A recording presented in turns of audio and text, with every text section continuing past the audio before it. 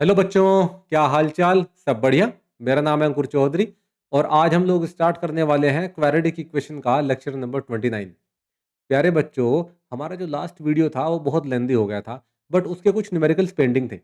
उन्हीं न्यूमेरिकल्स को आज हम लोग यहाँ पर डिस्कस करने वाले हैं। और देखो बच्चों, मैंने अपनी प्रीवियस वीडियोस में आपको बहुत बार बताया है कि क्वाड्रेटिक इक्वेशन की वर्ड प्रॉब्लम्स के साथ में कैसे डील करना होता है, कैसे आप एक्स और वाई एज्यूम करें। और ये सब कोर कॉन्सेप्ट है क्वाड्रेटिक इक्वेशन की वर्ड प्रॉब्लम्स का। ठीक है? तो अगर आपने ये कोर कॉन्सेप्ट सीखना है तो आप प्रीवियस वीडियोस को देखें, तभी आप इस वीडियो पर आएँ, अदरवाइज़ आपको यहाँ पर कुछ भी समझ में नहीं आएगा। ठीक है? क्योंकि हम यहाँ पर सीधे न्यूमेरिकल पर जंप करने वाले हैं। ठीक है भई? तो चलो ज़रा चलते हैं अपने न्यूमेरिकल की तरफ और देखते हैं कि वो क्या कहता है। चलो भाई। देखो बच्चों, इस न्यूमेरिकल में आपको ये कहता है, in a class test the sum of the marks obtain by Shubham in mathematics and science is 28. Had he got 3 more marks in mathematics and 4 marks less in science, the product of marks obtained in the two subjects would have been 180.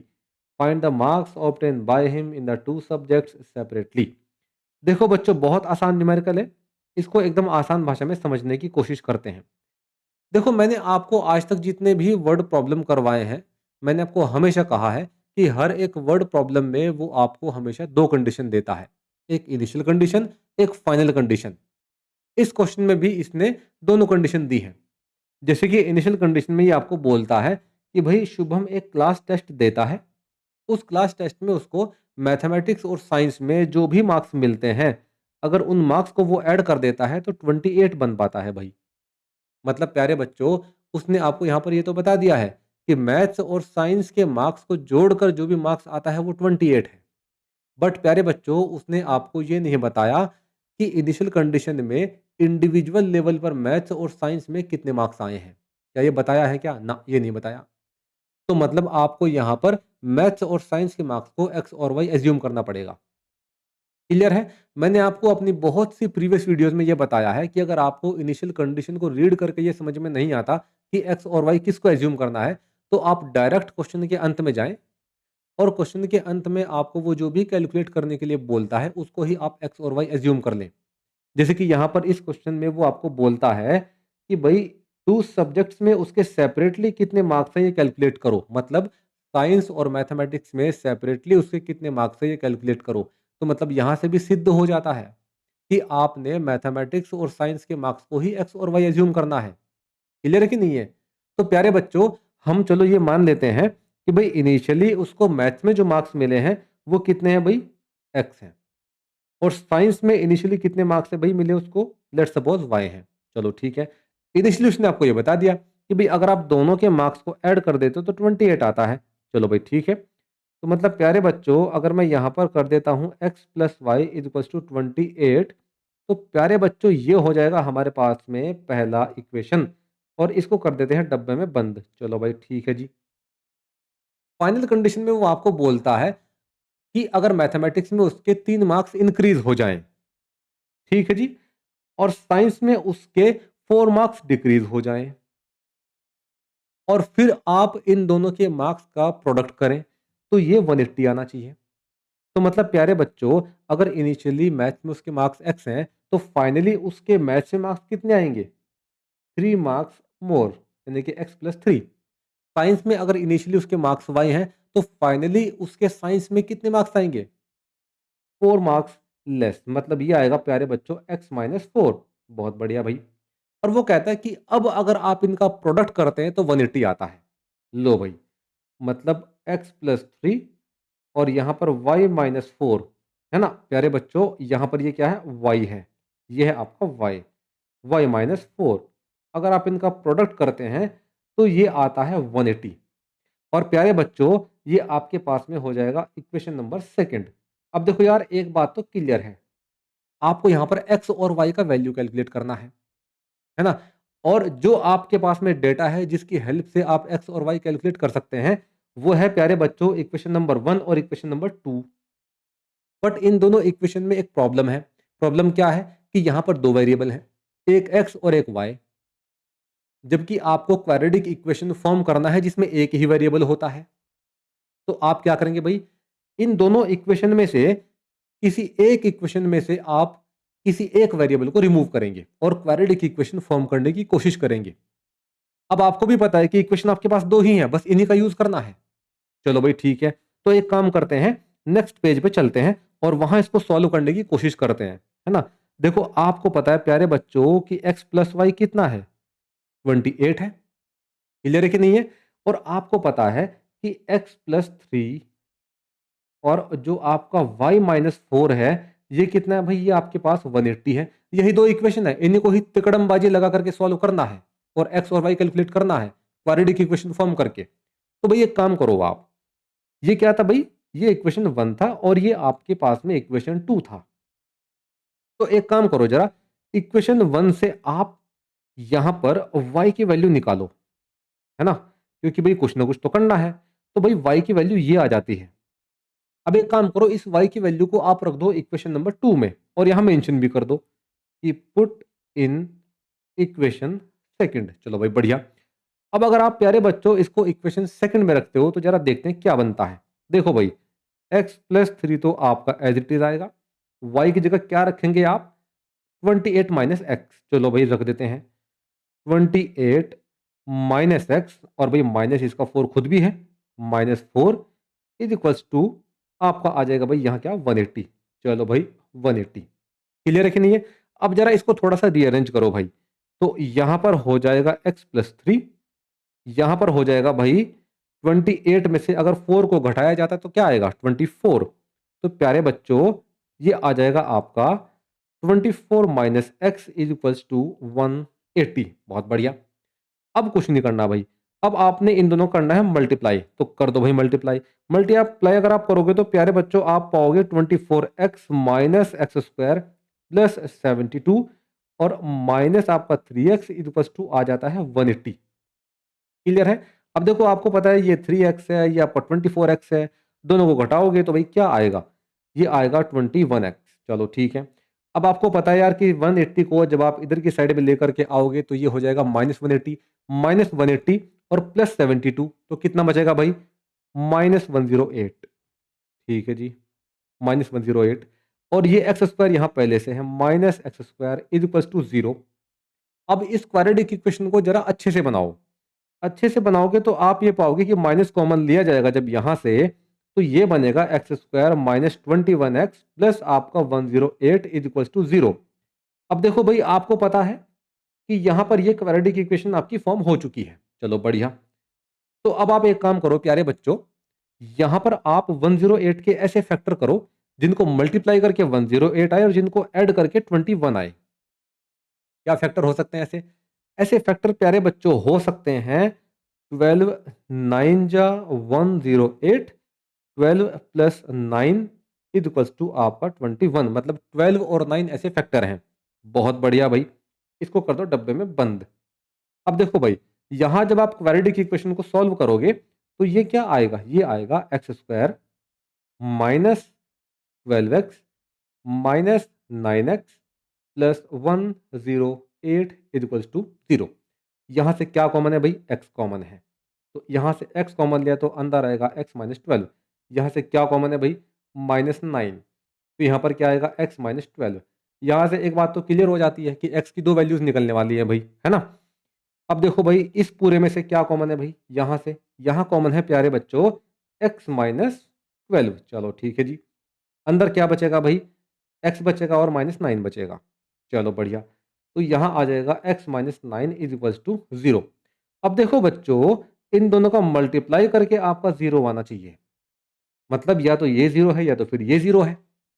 तो मतलब प्यारे बच्चों अगर मैं यहाँ पर ये कहता हूँ कि x इक्वल टू नहीं भाई, x माइनस 12 अगर आपका 0 है तो यहाँ से x का वैल्यू आ जाएगा आपका कितना? 12। बहुत बढ़िया। और अगर मैं ये कहता हूँ कि भाई x माइनस 9 इक्वल टू 0 है तो प्यारे बच्चों x इक्वल टू आ जाएगा आपका 9। क्लियर है कि नहीं है? बहुत बढ़िया। अब देखो यार आपको पता है कि यहाँ पर x की दो वैल्यूज हैं, एक x इक्वल टू आया है 12, एक x इक्वल टू आया है 9। अगर x की दो वैल्यूज है तो y की कितनी होंगी? दो वैल्यूज। क्यों? क्योंकि यार आपको तो एक बात है, सीधी बात है, आपको ये पता है कि x प्लस वाई 28 के बराबर है। तो अगर x की दो वैल्यू हैं और दोनों ही पॉजिटिव हैं तो मतलब दोनों ही वैलिड है, तो y की भी दो वैल्यू आएंगी, तो चलो भाई जरा लग जाते हैं काम पे। तो प्यारे बच्चों आपको पता है कि x plus Y equals to 28 है, और यहाँ पर भी मेंशन करो कि x plus Y equals to 28 है, और यहाँ पर लिखो इफ x इक्वल्स टू 12, यहाँ पर मेंशन करो इफ x इक्वल्स टू आपका 9। तो भाई जरा यहाँ पर इसको कैलकुलेट तो करो आप। रखो 12, यहाँ लिखो y, यहाँ लिखो 28, तो y कितना आएगा 28 माइनस 12, तो y आ जाएगा प्यारे बच्चों 16। मतलब एक बात तो क्लियर है कि जब आपका x यहाँ पर 12 के बराबर है तो उस समय प्यारे बच्चों y आपका 16 है। चलो बहुत बढ़िया। इसी तरह से यहाँ पर x को रखो 9, यहाँ y, यहाँ पर आपका 28, तो y कितना आएगा 28 माइनस 9, तो मतलब ये आ रहा है 19। तो मतलब प्यारे बच्चों यहाँ पर भी बात क्लियर हो चुकी है कि अगर आपका x यहाँ पर 9 है तो उसमें y आपका आएगा प्यारे बच्चों 19। अगर आपको वेरीफाई करना है कि आपने जो आंसर कैलकुलेट किया है वो सही है कि गलत है, तो आपने कुछ नहीं करना, आप जाओ भाई यहाँ इस इक्वेशन पे, इक्वेशन नंबर 2 पे, और x और y के वैल्यूज पुट करो, और जो भी आएगा निकल करके उसको मल्टीप्लाई करके 180 आना चाहिए। अगर ऐसा होता है तो आपका आंसर एकदम ठीक है। करें भाई, चलो करके देखते हैं। आपको पता है भाई कि x प्लस 3 और y माइनस 4 का जो प्रोडक्ट है वो 180 आना चाहिए। रख के देखते हैं भाई। चलो यहाँ पर जरा भाई x का वैल्यू रखो आप 12, तो 12 प्लस 3, और आपको पता है कि जब x आपका 12 है तो y कितना है, y है प्यारे बच्चों उस समय आपका 16, तो 16 माइनस 4, तो ये आप कितना आएगा 15, ये कितना आएगा आपका भाई 12। 15 और 12 की मल्टीप्लाई करेंगे ना तो 180 आएगा। क्लियर है कि नहीं है? इसी तरह से जरा यहाँ पर भी रख के देखो भाई। चलो आपको पता है प्यारे बच्चों कि x प्लस 3 और y माइनस 4 का प्रोडक्ट 180 आना चाहिए। तो चलो भाई जरा रख के देखते हैं वैल्यूज। x कितना है 9 है, तो 9 प्लस 3, और आपको पता है कि जब x आपका 9 है तो y उस समय कितना है 19 है, तो 19 माइनस 4, यहाँ पर आएगा 12, यहाँ पर आएगा 15, मल्टीप्लाई करेंगे तो 180 आएगा। तो मतलब प्यारे बच्चों हमने ये वेरीफाई कर दिया है कि जो आपने आंसर कैलकुलेट किया है x और y का, वही सही आंसर है ना? तो मतलब यहाँ पर हमने प्यारे बच्चों दोनों सब्जेक्ट के मार्क्स कैलकुलेट कर दिए हैं। अब दोनों सब्जेक्ट के मार्क्स बच्चों या तो हो सकते हैं 12 और 16 है, मतलब 12 और 16, या हो सकते हैं भैया आपके 9 और 19, है ना? तो यहाँ पर ये पहला क्वेश्चन हो जाता है खत्म। अब चलते हैं प्यारे बच्चों हम जरा दूसरे क्वेश्चन की तरफ और देखते हैं कि वो क्वेश्चन क्या कहता है ना? चलो भाई जरा चलते हैं। ये है भाई आपका सेकंड क्वेश्चन, और इसको थोड़ा ध्यान से पढ़ते हैं। थोड़ा सा इंपॉर्टेंट क्वेश्चन है, जरा देखते हैं क्या कहता है। ये कहता है a teacher on attempting to arrange the students for mass drill in the form of solid square found that 24 students were left when he increased the size of the square by one student. He found that he was short of 25 students. If in both conditions total number of students are same, then find the number of students. देखो यार बहुत आसान numerical है, इसको एकदम आसान भाषा में समझने की कोशिश करते हैं।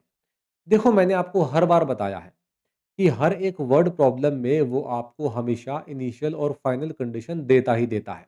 यहाँ पर भी दी है। जैसे कि इस क्वेश्चन की इनिशियल कंडीशन में ये कहता है कि भई एक टीचर है, इसके पास में कुछ स्टूडेंट्स हैं, ठीक है जी। इन स्टूडेंट्स का यूज़ करके ये एक सॉलिड स्क्वायर फॉर्म करता है।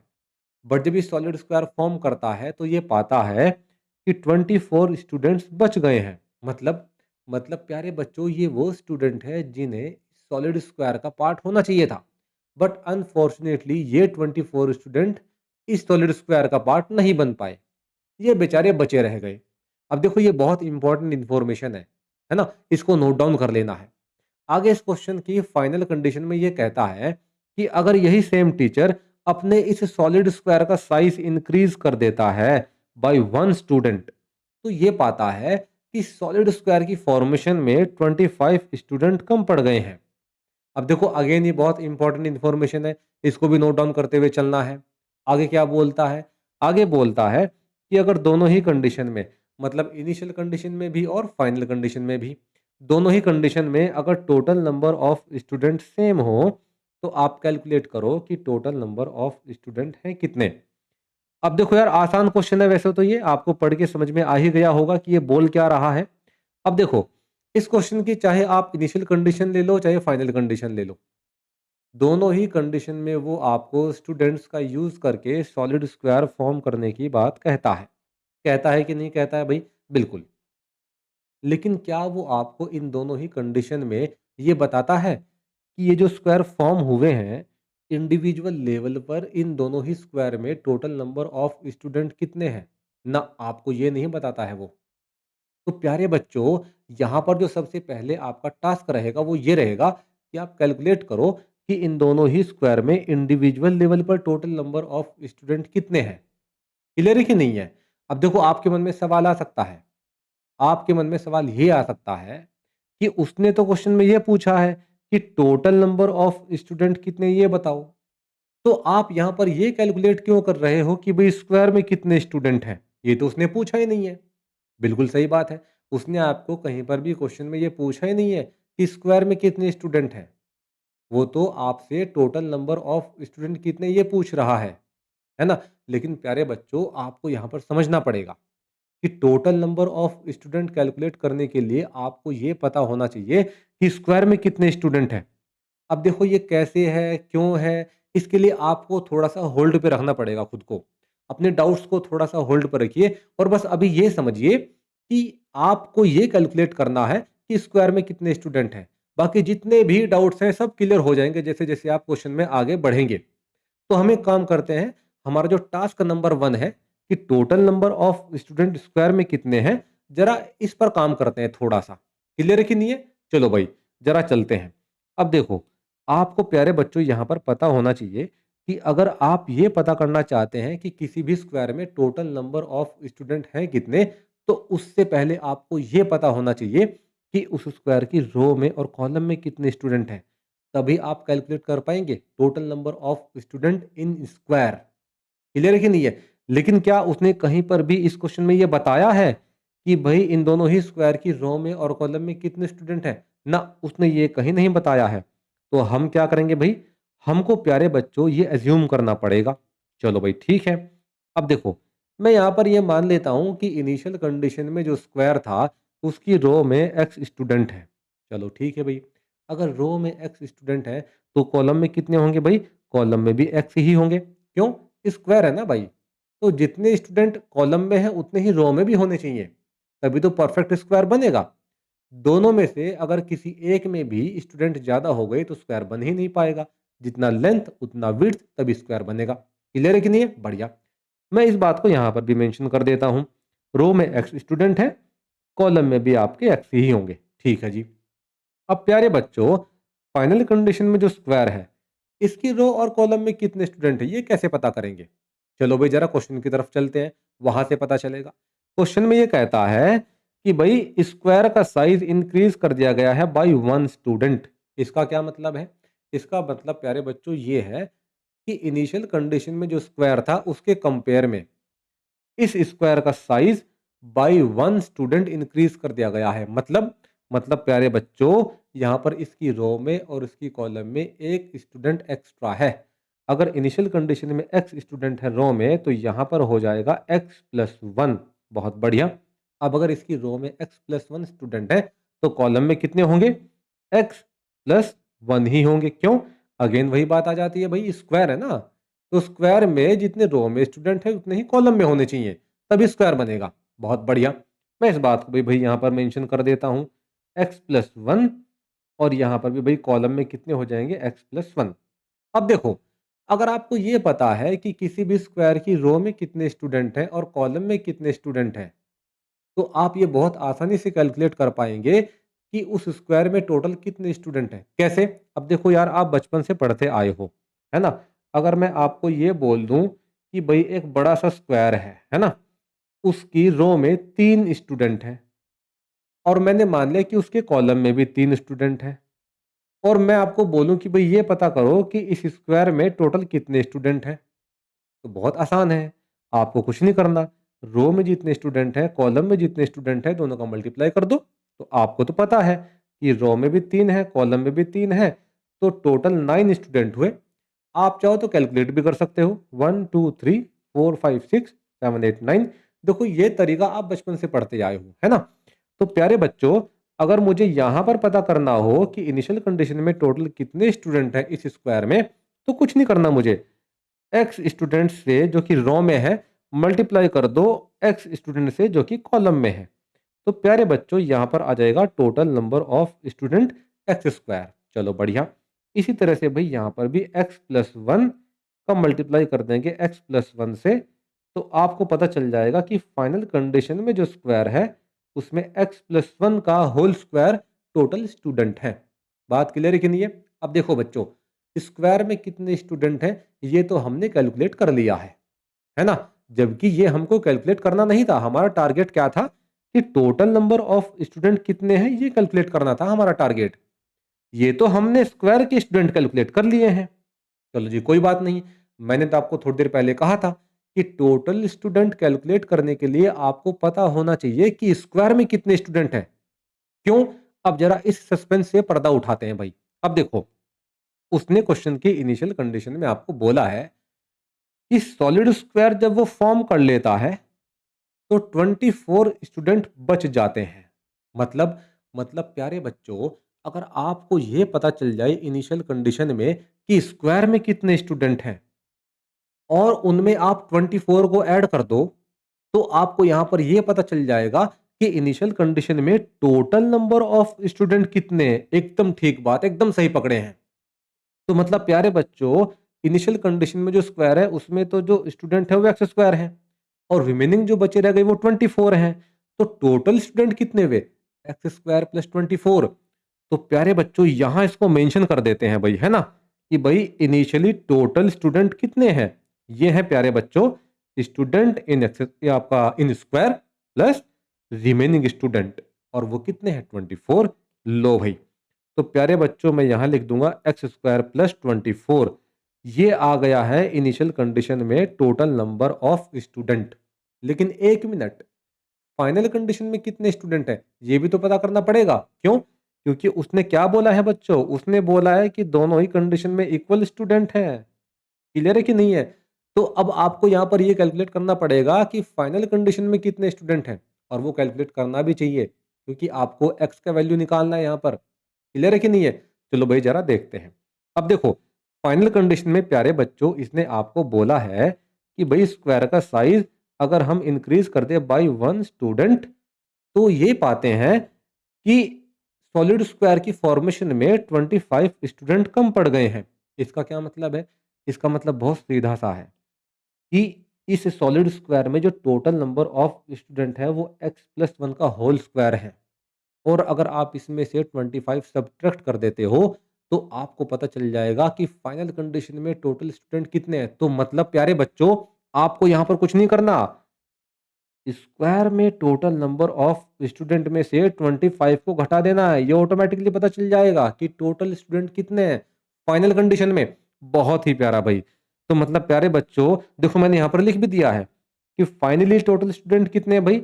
Student in square minus short student. Short मतलब जो 25 स्टूडेंट कम पड़ गए थे उनकी बात कर रहा है।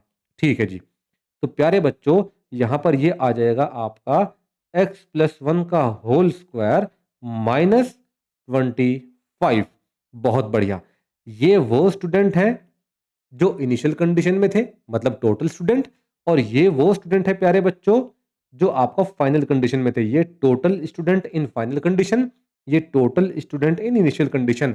और क्वेश्चन के अकॉर्डिंग देखो उसने क्या बोला है कि भाई इनिशियल कंडीशन में टोटल नंबर ऑफ स्टूडेंट बराबर है फाइनल कंडीशन के स्टूडेंट के। बहुत बढ़िया, है ना? तो वो आपको बोल रहा है कि भाई आप ना जरा इक्वेशन वन को इक्वेशन टू के बराबर रख दो, क्योंकि यहां पर स्टूडेंट का नंबर बराबर है इनिशियल कंडीशन और फाइनल कंडीशन में। बहुत अच्छी बात है भाई। तो हम यहां पर ये करने वाले हैं। लो भाई, ये हमने रख दिया है इसके बराबर एक्स प्लस वन का होल स्क्वायर माइनस 25। अब देखो यहां पर आप क्या लगाओगे भाई? ए प्लस बी का होल स्क्वायर। बचपन से पढ़ते आए हैं हम लोग, आपको पता है कि भाई ए प्लस बी का जो होल स्क्वायर होता है वो होता है A square plus B square plus 2ab। Very good. अब चलो भाई जरा इसका यूज कर लेते हैं हम। यहाँ पर एक्स स्क्वायर प्लस 24 आएगा, यहाँ पर क्या आ जाएगा x square plus 2x plus 1, हमने अप्लाई कर दिया ये फॉर्मूला, माइनस 25। अच्छी बात है भाई। अब देखो एक्स स्क्वायर से एक्स स्क्वायर यहाँ कट हो जाएगा, बहुत बढ़िया। क्या बचेगा 24 इज इक्वल्स टू 2x। अब देखो यहाँ क्या आ जाएगा -24, माइनस के 25 में से 1 जाएगा तो कितना बचेगा प्यारे बच्चों, -24। तो 2x इसके बराबर आएगा 48 के बराबर, और x आ जाएगा यहाँ पर 24। अब देखो आपने x कैलकुलेट कर दिया है। x यहाँ पर क्या था, x यहाँ पर था प्यारे बच्चों, इनिशियल कंडीशन में जो स्क्वायर था उसकी रो में जो स्टूडेंट थे वो था आपका x, वो आपने कैलकुलेट कर दिया है। कितना आया है ये 24, और अगर ये 24 है तो ये भी कितना होगा 24। मतलब इनिशियल कंडीशन में जो स्क्वायर है उसकी रो और उसकी कॉलम में कितने स्टूडेंट है ये आपको पता चल गया, है ना। अब इस पूरे स्क्वायर में टोटल कितने स्टूडेंट हैं ये मैंने आपको कैलकुलेट करना बता ही दिया था। मतलब आपको कुछ नहीं करना, यहाँ पर 24 का मल्टीप्लाई 24 से करना है तो आ जाएगा 576। मतलब प्यारे बच्चों इनिशियल कंडीशन में जो स्क्वायर है उसमें टोटल नंबर ऑफ स्टूडेंट कितने हैं, ये है 576। तो मतलब आपने जो इनिशियल कंडीशन में सॉलिड स्क्वायर फॉर्म हुआ था उसमें पता कर लिया कि भाई कितने स्टूडेंट हैं, कितने हैं 576। अगर आप इसमें 24 और ऐड कर देते हो तो आपको पता चल जाएगा कि इनिशियली टोटल स्टूडेंट कितने हैं। तो चलो भाई जरा चलते हैं। तो भाई यहां पर आपका ये रहा टोटल स्टूडेंट। तो प्यारे बच्चों आपने कुछ नहीं करना, बस एक्स स्क्वायर की जगह रखेंगे 576, ऐड कर देंगे 24, पता चल जाएगा कि भाई ये कितने हैं 600 स्टूडेंट है टोटल। बहुत बढ़िया।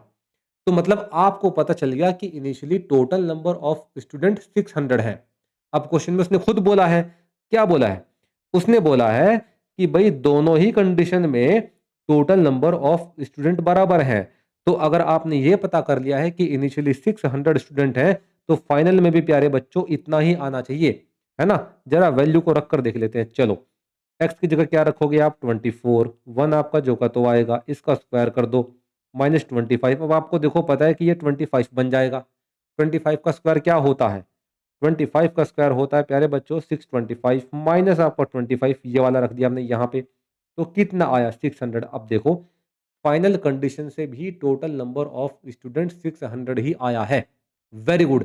अब देखो आपने इस क्वेश्चन का आंसर कैलकुलेट कर दिया। अब देखो आपको यहाँ पर पता चल गया होगा कि स्क्वायर को हमने क्यों एज्यूम किया, स्क्वायर में टोटल कितने स्टूडेंट हैं हमने ये पहले क्यों कैलकुलेट किया। क्लियर है कि नहीं है। तो ऐसे क्वेश्चंस के साथ में ना आपको बहुत ही मतलब अच्छे तरीके से डील करना आना चाहिए, तभी ऐसे क्वेश्चन आप कर पाते हैं। बात क्लियर है कि नहीं है, बढ़िया। तो भाई अब हम जरा मूव करते हैं यहाँ से थर्ड क्वेश्चन की तरफ और जरा देखते हैं कि वो क्वेश्चन क्या कहता है। ठीक है चलो भाई। देखो भाई थर्ड क्वेश्चन में ये बोलता है a dealer sells an article for 75 rupees and gains as much as percent as the cost price of the article, find the cost price of the article. देखो यार एकदम आसान न्यूमेरिकल है। इसमें ये कहता है कि भाई एक डीलर है उसके पास में कोई एक आर्टिकल है, उस आर्टिकल को सेल करता है ये 75 रुपीज में। चलो ठीक है भाई। आगे बोलता है कि इसको सेल करने के बाद में इसको जो प्रॉफिट होता है, जो गेन होता है, वो परसेंटेज में कॉस्ट प्राइस के ही बराबर है। कॉस्ट प्राइस मतलब, कॉस्ट प्राइस का मतलब होता है जितने रुपए में डीलर ने इस आर्टिकल को खरीदा होगा वो कॉस्ट प्राइस कहलाएगा, और जितने में बेचा है भाई वो आपका सेलिंग प्राइस कहलाएगा। ठीक है जी। यहाँ पर उसने क्या बोला है, यहाँ पर उसने बोला है कि भाई जो आपका प्रॉफिट है, जो गेन है, वो परसेंटेज में कॉस्ट प्राइस के बराबर है। चलो ठीक है। क्या इसने आपको यहाँ पर कॉस्ट प्राइस दिया है ना, कॉस्ट प्राइस के बारे में कुछ नहीं बताया गया है। पूछता क्या है, ये पूछता है कि भाई आप ये बताएं कॉस्ट प्राइस कितना है इस आर्टिकल का। अब लो इसने कॉस्ट प्राइस ही आपसे पूछ लिया है। अब देखो जितनी भी वर्ड प्रॉब्लम हमने अभी तक की है, मैंने आपको हमेशा कहा है कि भाई जो भी वो आपसे कैलकुलेट करवाना चाहता है उसको ही आप वेरिएबल एज्यूम कर लेंगे, एक्स या वाई एज्यूम कर लेंगे। तो भाई मैं यहाँ पर मान लेता हूँ कि लेट्स सपोज जो कॉस्ट प्राइस है वो भाई आपका एक्स रुपीज़ है। चलो जी ठीक है। अब देखो उसने आपको बोला है कि परसेंटेज में जो प्रॉफिट इसको हुआ है वो किसके बराबर है भाई, वो कॉस्ट प्राइस के बराबर है। तो मतलब प्यारे बच्चों जो प्रॉफिट हो रहा है परसेंट में इसको, वो कॉस्ट प्राइस के ही बराबर है। तो मतलब प्रॉफिट कितना हुआ, x% हुआ। क्लियर है कि नहीं है। तो नेट प्रॉफिट कितना होगा यहाँ पर, नेट प्रॉफिट प्यारे बच्चों यहाँ पर हो जाएगा x% ऑफ x रुपीज़। अब देखो इसका मतलब क्या है? इसका मतलब ये है कि अगर आप कोई एक टी-शर्ट खरीद के लाते हैं मार्केट से, जो 40 रुपीज़ की है। अब देखो 40 रुपीज़ की कोई टी-शर्ट आती तो नहीं है, लेकिन मानने में क्या जाता है ना? मान लेते हैं कि आप एक टी-शर्ट खरीद कर के लाए हैं 40 रुपीज़ की मार्केट से, तो कॉस्ट प्राइस कितना हुआ? 40 रुपीज़ हुआ। अब मैं आपको ये बोलता हूँ कि इस टी-शर्ट को जब आप सेल करने जाते हैं, बेचने जाते हैं, तो आपको 40% का ही प्रॉफ़िट होता है। तो ये 40% प्रॉफ़िट प्यारे बच्चों आप किस पर निकालेंगे? कॉस्ट प्राइस पे। और कॉस्ट प्राइस क्या है आपके लिए? 40 रुपीज़। बात क्लियर है कि नहीं है? तो आपको यहाँ पर ध्यान रखना है कि जो आप प्रॉफ़िट निकालते हैं ना हमेशा, वो कॉस्ट प्राइस पे निकालते हैं। आपके लिए इस केस में जो कॉस्ट प्राइस है वो 40 रुपीज़ है। तो आप यहाँ पर प्रॉफ़िट कैसे निकालेंगे? आप यहाँ पर बोलेंगे कि भई 40% ऑफ 40 रुपीज़, ये आप निकालेंगे प्रॉफ़िट कुछ इस तरह से। बात समझ में आया कि नहीं आया? बहुत अच्छी बात है। और इसको आप कैसे लिखेंगे? इसको लिखेंगे आप 40 इंटू 40/100, आप इसको ऐसे लिखते हैं। क्लियर है कि नहीं है? तो प्यारे बच्चों यहाँ पर भी आप इसको ऐसे ही लिखेंगे। आप कैसे लिखेंगे इसको? इसको लिखेंगे आप x इंटू x/100। इसको लिखने का तरीका भई आपके पास में ये है। ये क्या निकाला भई आपने? ये है प्यारे बच्चों आपका प्रॉफ़िट। चलो जी, अच्छी बात है। अब देखो, आपको तो पता है, क्या पता है भैया आपको? कि सेलिंग प्राइस जो होता है, वो कॉस्ट प्राइस प्लस प्रॉफ़िट के बराबर होता है। भई सीधी-सी बात है, आप किसी भी आर्टिकल को अगर बेचने जाएँगे, तो आपने जितने रुपए का उसको खरीदा है, जो कॉस्ट प्राइस है, और अपनी तरफ से कुछ ना कुछ आप ऐड करेंगे, है ना? तभी तो बेचने जाएँगे आप उसको, कॉस्ट प्राइस पे आप थोड़ी ना बेच देंगे वापस उसको। जितने रुपए का आपने खरीदा है, उसमें कुछ वैल्यू ऐड करके आप उसको आगे बेचेंगे। जो वैल्यू आपने ऐड की है, वही आपका प्रॉफ़िट है। तो मतलब प्यारे बच्चों, यहाँ पर जो सेलिंग प्राइस हो जाएगा आपका, वो क्या होगा? कॉस्ट प्राइस, जितने में आपने उसको खरीदा, जो वैल्यू आप उसमें ऐड करेंगे, वही आपका प्रॉफ़िट है। क्लियर है कि नहीं है? अब देखो, इस क्वेश्चन में आपके पास में सेलिंग प्राइस है क्या? बिल्कुल है भई। कितना है सेलिंग प्राइस भई? सेलिंग प्राइस आपको पता है 75 रुपीज़ है। चलो जी ठीक है। कॉस्ट प्राइस आपने अज़्यूम कर लिया है, वो कितना है भई आपने माना है कि x है। चलो जी ठीक है। प्रॉफ़िट आपको पता ही है, ये आपका प्रॉफ़िट है। तो भई आपने कुछ नहीं करना है, सब कुछ डेटा कलेक्ट करके इस इक्वेशन में रख देना है। चलो भई रख देते हैं भई। सेलिंग प्राइस कितना है भई? इसको ज़रा यहाँ मेंशन कर देते हैं। सेलिंग प्राइस प्यारे बच्चों 75 रुपीज़ है। कॉस्ट प्राइस आपने माना है x, प्रॉफिट आपको पता है ये कितना है भाई? x into x upon 100। ठीक है? इसको थोड़ा-सा ठीक करके लिख लें। जब ठीक करके लिखेंगे तो आप इसको लिख पाएँगे 75 is equals to x plus X square upon 100। ठीक है जी? अब इसको ज़रा नेक्स्ट पेज पे लेकर के हम लोग चलते हैं। यहाँ पर हो जाएगा प्यारे बच्चों ये 75 is equals to X plus X square upon 100। चलो ठीक है, एलसीएम ले लेते हैं भई। एलसीएम लेंगे तो आप ये पाएँगे, ये हो जाएगा 7500, ये हो जाएगा यहाँ पर 100x, ये हो जाएगा एक्स स्क्वायर। अब इसको कन्वर्ट कर लें आप प्रॉपर एक क्वाड्रेटिक इक्वेशन में।